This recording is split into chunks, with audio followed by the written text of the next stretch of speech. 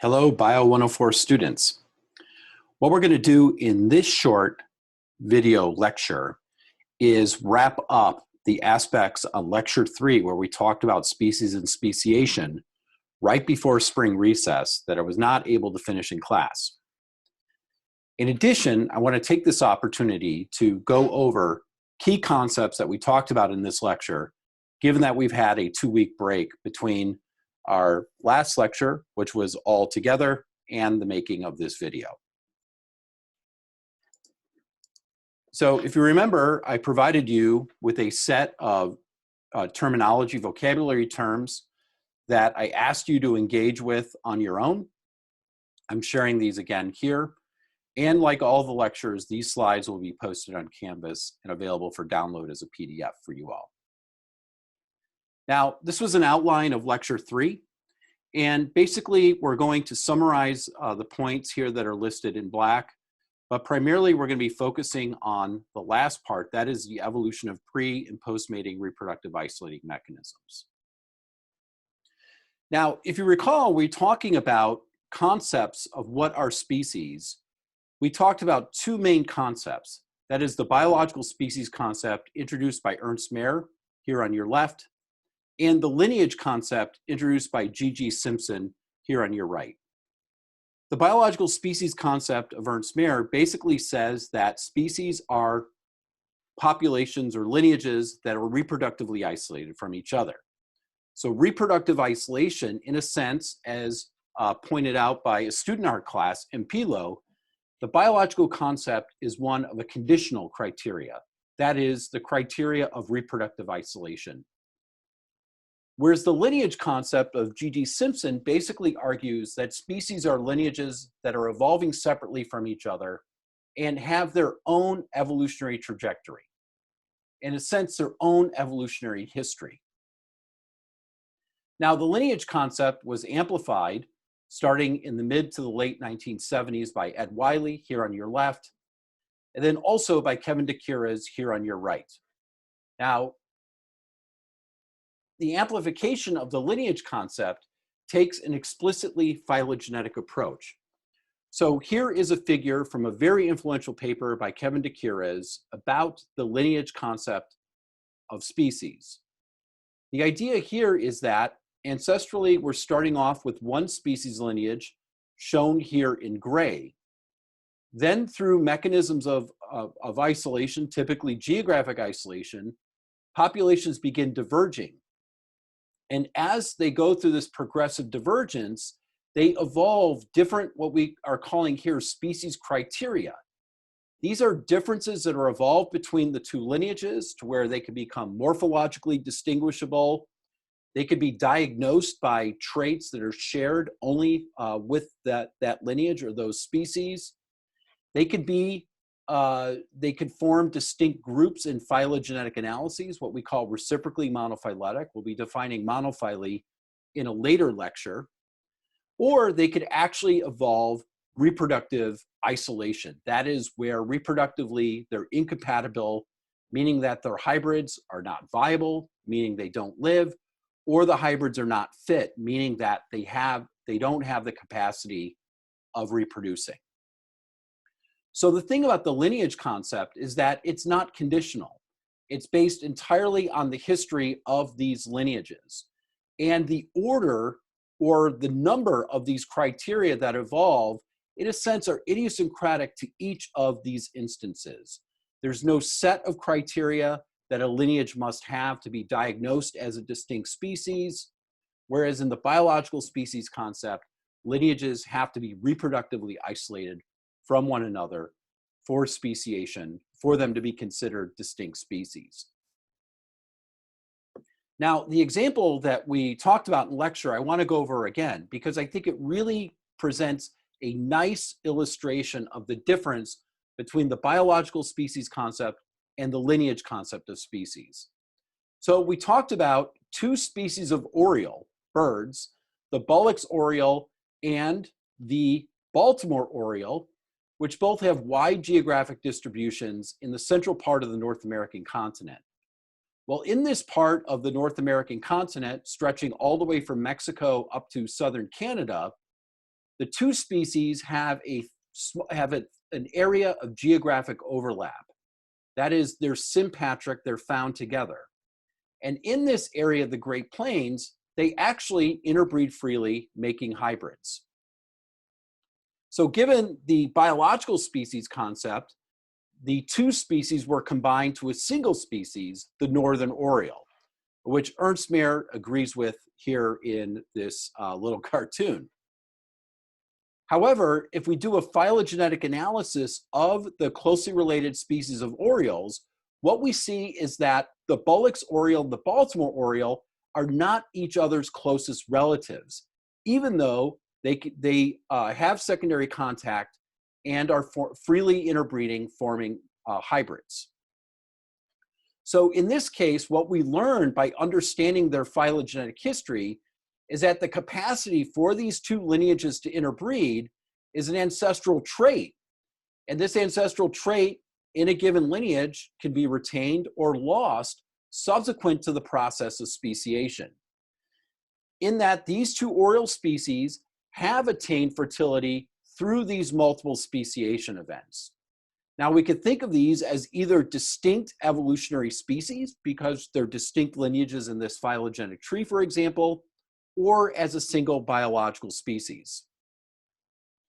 Now, what's really important here is to think about species concepts from the perspective of the philosophy that we talked about in the first lecture. So biological species, they're defined ahistorically. They're defined by current reproductive criteria. Biological species, therefore, are ontological classes. Remember, ontological classes are defined by their properties. However, evolutionary species or lineage species are diagnosed by historical criteria, in that the individuals are diagnosed by their distinct historical perspective. In that species that are evolutionary or lineage species are ontological individuals. And what this example with these orioles show, that if we rely on a biological species concept, that is, species are reproductively isolated from each other, as our defining condition of what species are, it can obscure the capacity to reconstruct the evolutionary history and hence to understand the events that led to the species diversity, such as we see here in these orioles.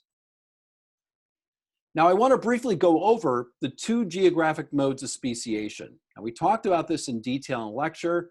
I just want to remind you that allopatric speciation involves geographic isolation, and allopatric speciation can happen through dispersal, that is the movement of individuals to an area previously unoccupied by the ancestral species. Then the populations are geographically isolated and speciation can proceed. The other mechanism is vicariance, where we have a wide-ranging species where its geographic range is interrupted by a natural barrier. And now these populations are geographically isolated from each other and speciation can proceed. On the other hand, sympatric speciation happens without geographic isolation. That is, populations are not isolated geographically, and they ultimately diverge to different species. Now in lecture, we introduced examples, the Ragulidus flies, stickleback fishes, and palms on Lord Howe Island. And in each of these cases, there's an ecological signature to speciation, in that natural selection is driving populations to different optimum. And in this case, if you remember, we talked about disruptive selection being important for sympatric speciation. Now in lecture, I presented this cartoon to illustrate mechanisms of allopatric speciation. In particular, I want to draw your attention on the right here, where we have basically a population, they become geographically isolated. We have mutation in these isolated populations. So with the colors yellow and purple, we're having new genotypes that are evolving in each of the populations that are isolated from each other. Natural selection or genetic drift can lead to a greater frequency of these novel alleles. Ultimately, these novel alleles will become fixed. These alleles are not found in either population because they've evolved and become fixed in each of the separately isolated populations. If this geographic barrier is removed, these now species can come into what we call secondary contact, and we can see here that they're reproductively isolated from each other in that the individuals are maintaining distinct yellow and purple genotypes in this case. Now, what is the mechanism that drives basically this reproductive isolation where they're either not mating, or if they are mating, what makes the fact that their hybrids are inviable or less fit? Now, this comes to what is really a very straightforward and simple model. And we're going to call this the Dobzhansky-Muller Model of postzygotic reproductive isolation. Now, first of all, prezygotic isolation are mechanisms that prevent individuals of different species from reproducing from each other, with each other. So they're not even trying. We're going to be talking about the postzygotic isolating mechanisms here. That is where individuals of different species are attempting reproduction, and those offspring are either inviable, meaning they're not living, or if they're viable, they're infertile, meaning that they have no fitness, they're not reproducing, they're not passing their genes on to the next generation. And probably one of the most famous cases of postmating isolation in animals involves the horse and the donkey. So here we have a horse and a donkey, two very distinct species. Indeed, they can hybridize in producing a mule. A mule is a wonderful animal. It'll certainly carry your stuff up the mountain. However, the mule, it's viable. It acts as it can act as a work animal for human use. However, the mule is infertile. It doesn't have fitness. So this is an example of postzygotic isolation. How does this happen? Well, it's a very straightforward model. And the model works this way. What we're looking at are two different loci, locus 1 and locus 2. And let's say the products of these two genes have to work together for the individual either to live or the individual to have reproductive potential, okay? So if we look at the ancestral population here, what we see is at locus 1, we have genotype a. And remember, we have two alleles for each locus, of course. It's a diploid. And at locus 2, we have b. Now, let's say either through dispersal or vicariance, this species becomes geographically isolated in at least two different areas. Now, let's look at the population up here on the top. So what happens in geographic isolation here is we have a new allele that arises. And remember, we talked about the mechanisms that can generate genetic diversity. So let's say here we have a point mutation at this gene. So now we have a novel allele, big A, that in diploid is a heterozygote with the ancestral allele, little a, right? Now note down here in the other isolated population, big A is not present because big A originated only in this isolated population, not this isolated population, all right? Then let's keep our eyes on the population at top here. This new allele, big A, arises at locus 1. Then eventually, through mechanisms, either through natural selection or genetic drift, allele A becomes fixed at locus 1, all right? Now we have a unique genotype relative to the ancestral, and that we have big A, and little b, maintaining the ancestral genotype at locus 2, right? So we have a novel genotype that's evolved, a novel allele, and a novel genotype that's evolved at locus 1. Now the converse is happening, or the same thing is happening at locus 2 for the other geographically isolated population. So here, they evolve allele big B at locus 2. Note, allele big B is not present in this population here. Eventually, through genetic drift or natural selection, allele big B becomes fixed in population 2 to where now the two genotypes are for locus 1, little a, the ancestral genotype for locus 1, and big B, the derived genotype for locus 2. Whereas in the other population, we have big A at locus 1, the derived genotype, and we have little b, the ancestral genotype at locus 2. Okay, so where are we going with this? The idea is that allele A and allele big A and genotype big A have evolved in the background of genotype little b. In a sense, if big A was incompatible, meaning the product of this genotype being able to interact with the product of this genotype for the organism to function, it would have been selected against. However, big A is completely compatible with little b, okay? Big A and little b, they're jiving. The products of their two loci can come together and do their biological function. The same can be said for the new allele and ultimately new genotype involving big B, in that it's completely compatible with little a, because it's involved in the background of little a. So genotype little a, big B, they jive with each other. They've, in a sense, big B has evolved in the context of the background of little a. Remember, up here, big A can jive with little b, because again, big A has evolved in the context of little b. Now, the problem here is that if we bring these two genotypes together in hybrids, where we're bringing big A together with big B, there is a chance that the products of big A, and big B, or even their heterozygotes of big A, big B, will be incompatible. Because big A did not evolve in the background of big B, and big B did not evolve in the background of big A. So there is a probability that these genotypic products will not work together. They will be incompatible. And this very simple, straightforward model explains how postzygotic isolation evolves. So it's all about it could be random genetic changes. They could be genetic changes that are actually neutral.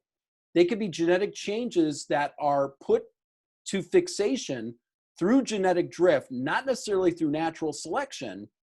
However, when put together in the context of the background of the hybrid, those genotypic products are incompatible, and the hybrid is either inviable, meaning it doesn't live, or it doesn't have fitness, meaning it's infertile, okay? It's really that simple. This here is the key that unlocks the mystery of what drives speciation from the context of reproductive isolation. All right, now I want to take a moment and let's consider some questions.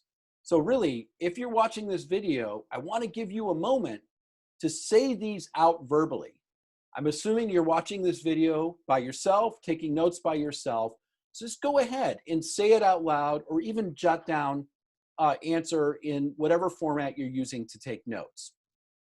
So what I want you to think about, and what's going to help you in terms of thinking this material when you'll be assessed through our short answer essay take-home exams, is the following. Think about, what do you think is the relationship between the time to common ancestry and the ability to make fit and viable hybrids? And what I mean by time to common ancestry, how long ago did two lineages share a common ancestor?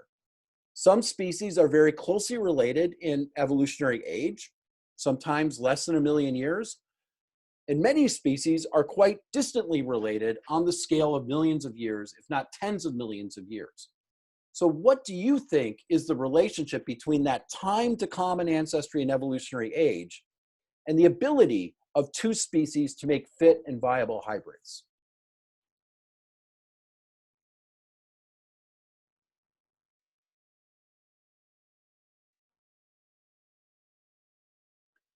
The next question is, let's think about the rates that DNA sequences are changing, the mutation rate, or the molecular evolutionary rate.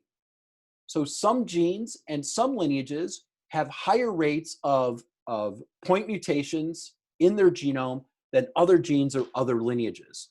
So what do you think is the relationship between the rate of molecular evolution, that is the rate DNA sequences are changing, and rates of speciation, that is the number of species generated in a lineage per unit time? So what do you think is the relationship between rate of molecular evolution and the rate of speciation, that is the number of species are generating in a given unit time?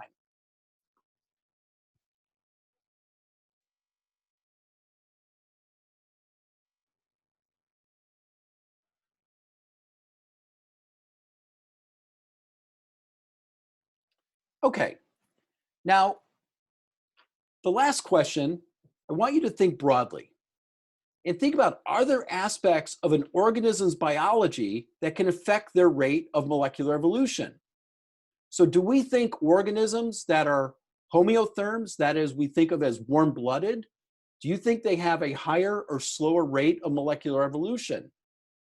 Lineages that are reproducing quickly in their life cycle, perhaps living for a short period of time, and in that short period of time, they're reproducing, versus organisms that have a really long, relatively long life and are reproducing late in life. Are there aspects of an organism's biology that can affect the rate of molecular evolution? And how do you think that would affect the rate that new species are generated in those lineages?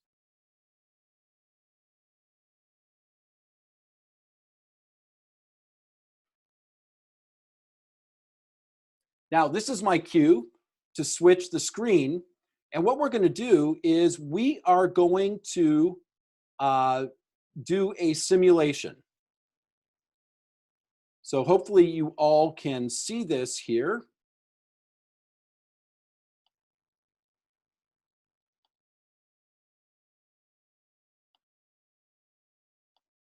Okay, now this is a simulation that comes from your online version of your textbook, okay? And what we're looking at in this simulation, pardon me while I put on my glasses. In the top graph, what we're looking at is the frequency of alleles at these two loci that we talked about in the slides. So we still have two loci. We have locus 1 and locus 2. In fact, here's the ancestral genotype at the two loci, little a for locus 1, little b for locus 2. And what we're going to do is we're looking at, on the x-axis here is the number of generations, and on the y-axis we're looking at the frequency of alleles in the populations slash species slash or geographically isolated populations. So you could think of the number of generations as evolutionary time, right? More generations, more time has passed. And what this dashed line here is indicating is we're going to introduce in our simulation a geographic barrier, right? So lineages that are on either side of that geographic barrier will not be able to reproduce with each other. Now what we're looking at in the bottom graph, again, is the number of generations. So think of this as time. Think of this as older evolutionary, comparing older evolutionary time and younger evolutionary time. And what we're looking at on the y-axis is reproductive compatibility. We're asking if the two lineages or individuals are completely compatible reproductively, meaning that the individuals are viable and they're fitness meaning they can reproduce, they have 100% compatibility. If it's anything less than 100%, meaning that the hybrids are either less viable or less fit than the parental populations, okay? So the question here in the simulation asks us, set the number of generations to 200, create plots with a mutation rate of 10% in each population, and then do it again with a 1% mutation rate. Well, what we're going to do here is we're going to use 200 generations, and we're going to set the mutation rate intermediately to 5%, okay? So are we ready? Now what we're going to be watching here is that the simulation will be showing the frequency of these alleles by generation, then also tracking the reproductive compatibility. So I'm going to take a moment for you, again, to say out loud or write down what you think is going to happen as we start this simulation.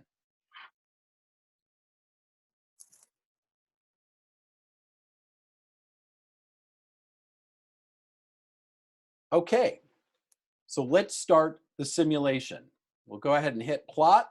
And as we can see, once we have the geographic barrier, we now start accumulating the genotypes that involve big A and the genotypes that involve big B in the different population. And as you can see, as the frequency of these genotypes are increasing through time, with adding the number of generations, what we see is that the reproductive compatibility is going down. So we're seeing that the incompatibility between these two genotypes, or between these two alleles at these loci, are driving the reduced reproductive compatibility through time. All right? Now remember, this can happen entirely without natural selection, can happen entirely driven by genetic drift, and all that's happening here is just the random genetic changes in these isolated populations can result in gene products that don't work when they're put into the background of the hybrid. It's that simple. Okay, let's modify the simulation a bit. So it says we can go up to 1,000 generations. So we didn't quite get to 0% reproductive compatibility. It looks like we ended up somewhere at about 40%, maybe 35%. So let's go ahead and keep the same mutation rate, but let's maximize the number of generations. Now, it looks like this is going to take a moment. Here we go. So you can see the simulation is starting, and what we're seeing here is just genetic drift, changing the allele frequencies in the non-isolated populations.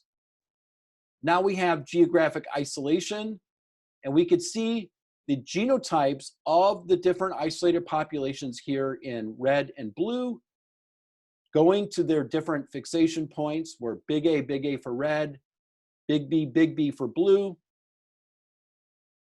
And eventually, you could see we've hit 0% reproductive compatibility. All right? Now, all we've done here is extend out this number of generations. So it took a little longer than 200 generations to hit 0% reproductive compatibility. All right, let's change this up again. Let's go ahead back to our 200 generations, and let's increase the mutation rate. So again, back to this question, how would molecular evolution drive the rate of speciation? So take a moment here to ask answer my question. What do you think will happen by increasing mutation rate with regard to the evolution of the reproductive incompatibility between these two lineages? Okay, here we go. We now have the isolating barrier, and you can see that very quickly, relative to the mutation rate of half of this, that we've hit reproductive incompatibility. So what this simulation shows is that reproductive incompatibility essentially becomes a population genetic problem, just like we talked about with genetic drift. So remember, with genetic drift can impact small populations more rapidly than larger populations. And you could think with genetic drift, if we're introducing a higher mutation load, we have a greater probability of changing the genotypes through time. The same thing here. If we have a smaller number of generations and increasing the mutation rate, we're going to evolve the reproductive incompatibility faster than if we had fewer generations and a slower molecular evolutionary rate, or slower mutation rate. Okay, now let's go ahead and switch screens again, back to our keynote. Great. Now, what we see is that, again, an answer to one of the questions I asked you, is that basically reproductive isolation increases with genetic divergence as well as time to common ancestry. So what we're looking at here on the x-axis is increasing genetic divergence. We could also replace this with evolutionary time since common ancestry, or how long ago the two lineages have been isolated from each other. And if we measure on the y-axis some measure of reproductive isolation, what we see is that through time, basically, the older the common ancestry between the two species, the more likely that they will exhibit some degree, if not complete, reproductive isolation. So genetically young species, or species that are closely related in very shallow evolutionary time to common ancestry, often will exhibit a lot of genetic similarity, that these similar pairs often show very little reproductive isolation, whereas the most evolutionary divergent lineages, that is, that have deep times to common ancestry and are also genetically divergent, will show high degrees of reproductive isolation. Now, what we'll do in thinking about prezygotic isolation, that is, what are mechanisms that prevent lineages from even attempting reproduction, we're going to talk about one mechanism, and that is reinforcement. And the idea of reinforcement is a selection that is directed against individuals from even attempting reproduction. The idea is that by attempting reproduction and making hybrids that are inviable or that are not fit, in a sense, it's a waste of resources. So the idea is that selection will evolve to basically avoid these efforts of reproduction when hybrids are inviable or less fit. And the two examples I'm going to use today are both involve frogs. So one group of frogs that we see here in Eastern North America, what we find is all three of these species occur in populations that are allopatric to each other, as well as areas where they have geographic range overlap. So look what we see here. So for Rana berlanderi, we see that the peak timing of reproduction overlaps with Rana blairi and Rana sphenocephala. So Rana berlanderi actually has two periods of peak reproduction, both in the spring and in the autumn, and that's shared with Rana sphenocephala, where we have peak reproduction in the winter, spring, as well as the autumn. And there's a lot of overlap with the reproductive timing of Rana blairi. Now, these are measured in populations where these are the only species in the given area, okay? However, if we look at areas where the species overlap, where they co-occur, they're basically changing the timing of their reproduction relative to their allopatric populations, presumably to avoid opportunities for hybridization. So Rana berlanderi, when it is sympatric with Rana blairi and sphenocephala, diverges its reproductive effort entirely to the autumn, basically bypassing this springtime reproduction, okay? And in the same sense, Rana sphenocephala, in areas where it's sympatric with berlanderi, is basically not reproducing in the autumn and doing all of its reproduction in the winter and the spring. So there's temporal divergence of when these species are reproducing. That is to avoid instances of hybridization. Now, there's also reinforcement that has been imposed to explain behavioral isolation and differences in frog mating calls. So here we have two species of narrow-mouthed toads of the genus Gastrophryne. And what we see is that in allopatry, there's quite a bit of variance in their call frequency. Call frequencies when each of these two species are in allopatry. However, when they're in sympatry, the calls become much more distinct. That is through a narrowing of the variance but also a change in the mean frequency for one of the two species. So the idea is that when they're in sympatry, their calls are more disparate from each other than when they're in allopatry. And the idea here is that the evolution of these call differences is driven by reinforcement, that is, modes to essentially keep them from hybridizing with each other. Now, when populations are diverging, they could ultimately become reproductive isolated, but there are several distinct outcomes.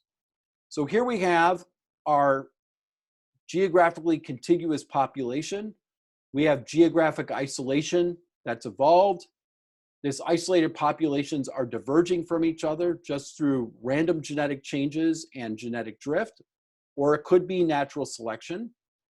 And when these populations come back together geographically and start forming hybrids, there are a number of possible outcomes that could happen. One is the Dobzhansky-Muller incompatibilities haven't had enough time for postzygotic reproductive isolation to evolve, so these lineages just come back together and fuse. They've been isolated for a very short period of time. They come back together. There's been the evolution of no genetic or genomic incompatibilities. Populations fuse. Or there could be some degree of selection against hybrids, and we could have a stable hybrid zone, where in some parts of the geographic range, we may find a high frequency of hybrids, but what we're not seeing is gene flow from one species into the other through the hybrids. So there is some degree of reproductive isolation that's preventing hybrids from back-crossing into the parental species populations. But then, as we talked about with regard to our frog examples, we could have, if hybrids are less viable or less fit, we could have natural selection that then drives reinforcement. That is typically behavioral mechanisms to where these lineages are avoiding hybridizing with each other. So remember, mechanisms that are keeping individuals or lineages from reproducing or hybridizing before the reproductive act, these are called prezygotic or isolation or prezygotic mechanisms. Those that happen after the mating act are called postzygotic mechanisms. So this is pretty much what I wanted to cover with regard to the end of lecture 3, which covered species and speciation. And what you'll see in looking at the slides, and particularly the first slide from lecture 3, will give you a nice overview of the concepts that I really want you to master with regard to species and speciation. So I hope you enjoyed this first foray into our online learning, and we will be seeing you again very soon with another lecture that will cover phylogenetics and the fossil record. So until then, be well, be safe.